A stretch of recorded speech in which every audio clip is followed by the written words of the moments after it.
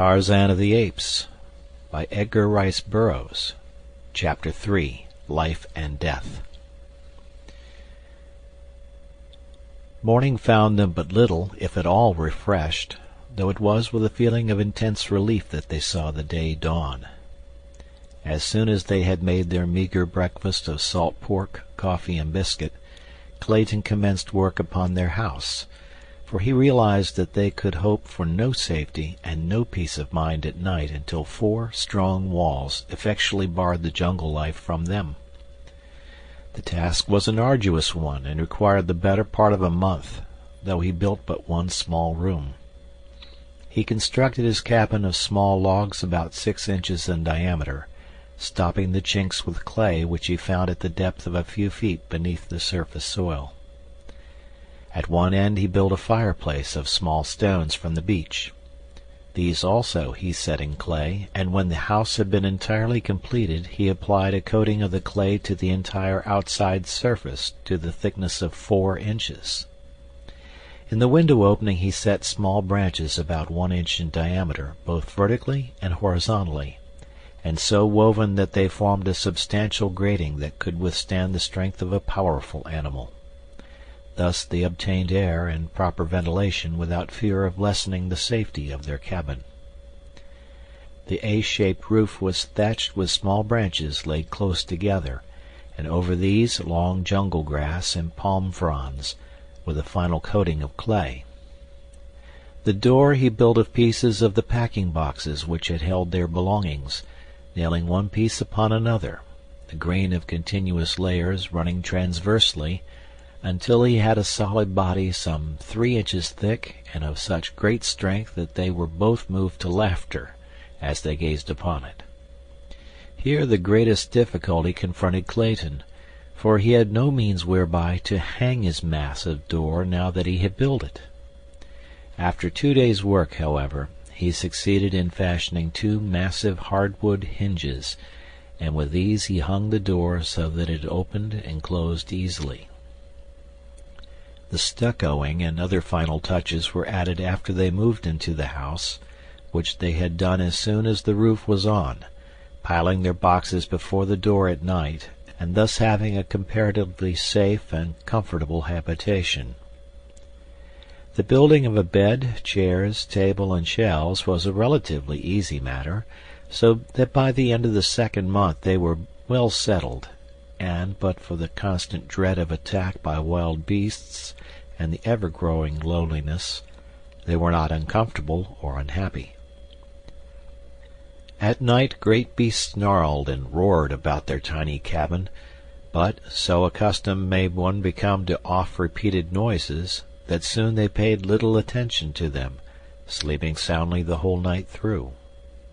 Thrice had they caught fleeting glimpses of great man-like figures like that of the first night, but never at sufficiently close range to know positively whether the half-seen forms were those of man or brute. The brilliant birds and the little monkeys had become accustomed to their new acquaintances, and as they had evidently never seen human beings before, they presently, after their first fright had worn off, approached closer and closer, impelled by that strange curiosity which dominates the wild creatures of the forest and the jungle and the plain, so that within the first month several of the birds had gone so far as even to accept morsels of food from the friendly hands of the Claytons. One afternoon, while Clayton was working upon an addition to their cabin, for he contemplated building several more rooms, a number of their grotesque little friends came shrieking and scolding through the trees from the direction of the ridge. Ever as they fled they cast fearful glances back of them, and finally they stopped near Clayton, jabbering excitedly to him as though to warn him of approaching danger. At last he saw it, the thing the little monkeys so feared, the man-brute of which the Claytons had caught occasional fleeting glimpses. It was approaching through the jungle in a semi-erect position, and now and then placing the backs of its closed fists upon the ground, a great anthropoid ape, and as it advanced it emitted deep guttural growls, and an occasional low barking sound. Clayton was at some distance from the cabin, having come to fell a particularly perfect tree for his building operations. Grown careless from months of continued safety, during which time he had seen no dangerous animals during the daylight hours, he had left his rifles and revolvers all within the little cabin, and now that he saw the great ape crashing through the underbrush directly toward him, and from a direction which practically cut him off from escape, he felt a vague little shiver play up and down his spine. He knew that, armed only with an axe, his chances with this ferocious monster were small indeed. And Alice, oh God, he thought, what will become of Alice? There was yet a slight chance of reaching the cabin. He turned and ran toward it, shouting an alarm to his wife to run in and close the great door in case the ape cut off his retreat. Lady Greystoke had been sitting a little way from the cabin, and when she heard his cry, she looked up to see the ape springing with almost incredible swiftness, for so large and awkward an animal, in an effort to head off Clayton. With a low cry she sprang toward the cabin, and as she entered gave a backward glance which filled her soul with terror, for the brute had intercepted her husband, who now stood at bay grasping his axe with both hands, ready to swing it upon the infuriated animal when he should make his final charge. "Close and bolt the door, Alice!" cried Clayton. "I can finish this fellow with my axe." But he knew he was facing a horrible death, and so did she. The ape was a great bull, weighing probably 300 pounds. His nasty, close-set eyes gleamed hatred from beneath his shaggy brows, while his great canine fangs were bared in a horrid snarl as he paused a moment before his prey. Over the brute's shoulder Clayton could see the doorway of his cabin, not 20 paces distant, and a great wave of horror and fear swept over him as he saw his young wife emerge, armed with one of his rifles. She had always been afraid of firearms and would never touch them, but now she rushed toward the ape with the fearlessness of a lioness protecting its young. "Back, Alice!" shouted Clayton. "For God's sake, go back!" But she would not heed, and just then the ape charged, so that Clayton could say no more. The man swung his axe with all his mighty strength, but the powerful brute seized it in those terrible hands, and tearing it from Clayton's grasp, hurled it far to one side. With an ugly snarl he closed upon his defenseless victim, but ere his fangs had reached the throat they thirsted for, there was a sharp report, and a bullet entered the ape's back between his shoulders.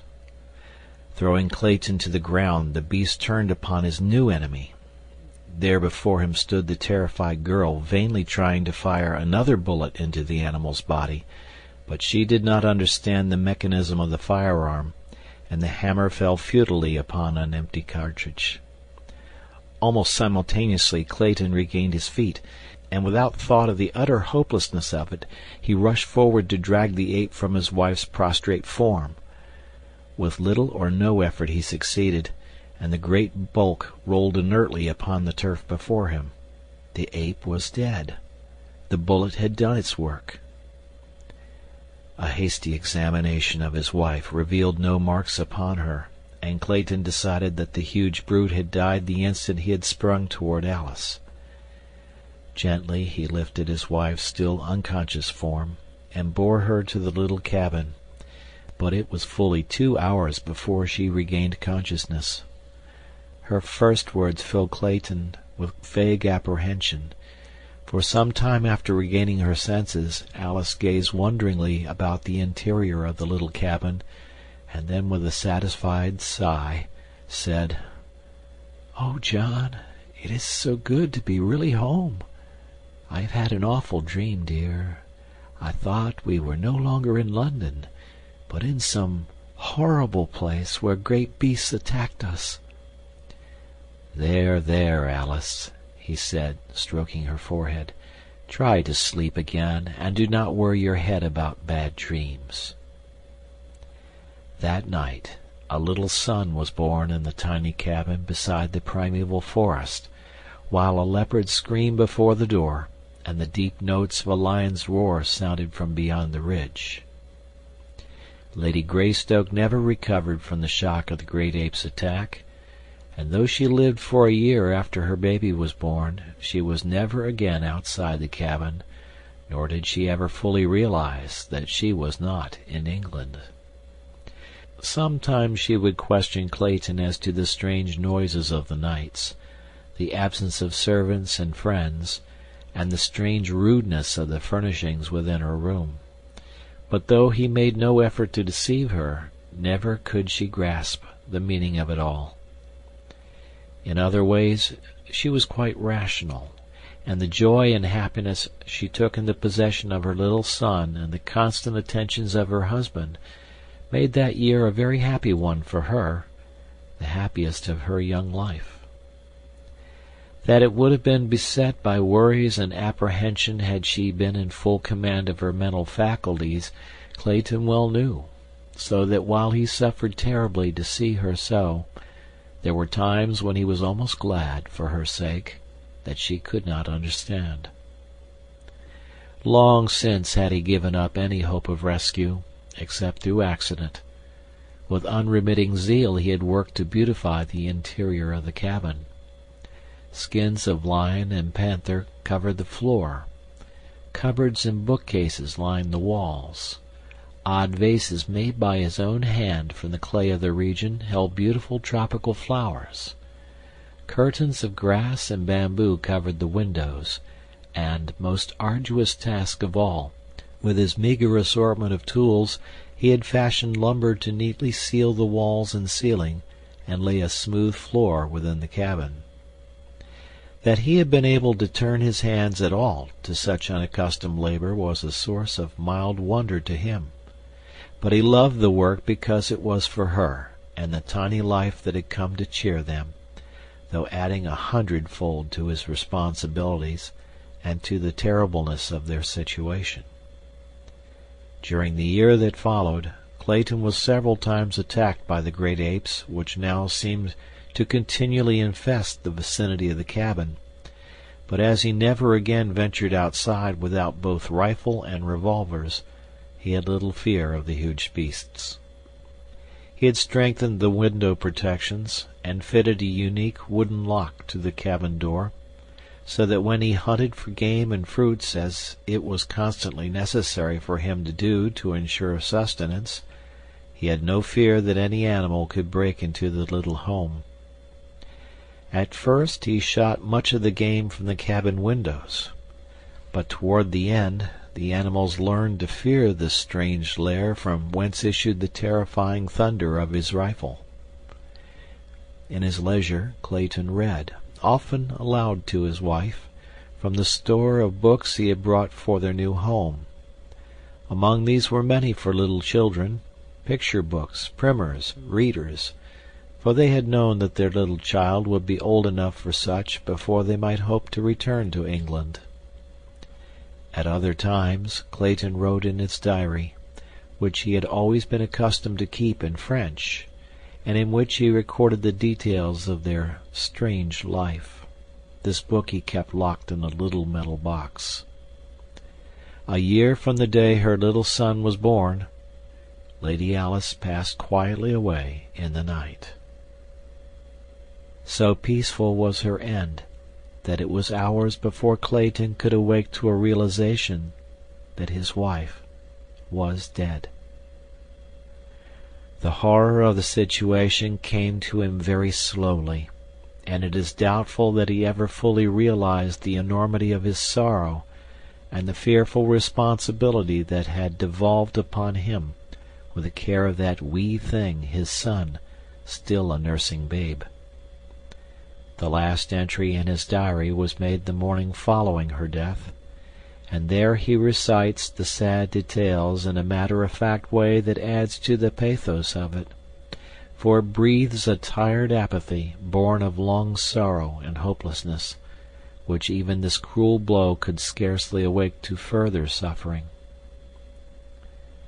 My little son is crying for nourishment. Oh, Alice, Alice, what shall I do? And as John Clayton wrote the last words his hand was destined ever to pen, he dropped his head wearily upon his outstretched arms where they rested upon the table he had built for her, who lay still and cold in the bed beside him.